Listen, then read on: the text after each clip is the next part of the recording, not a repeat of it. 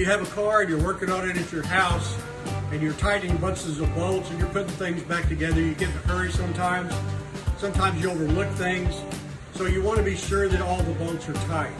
We use torque wrenches for that. Torque wrenches are a quick way to make sure that each bolt is tightened to the proper torque specification.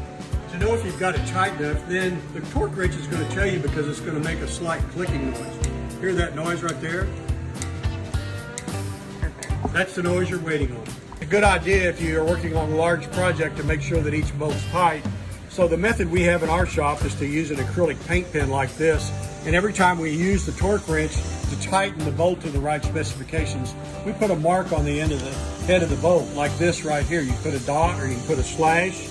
If you guys are going to car shows, you don't want that on there, then when you're all done, take some lacquer thinner and clean it off. But at least you know all the bolts are tight.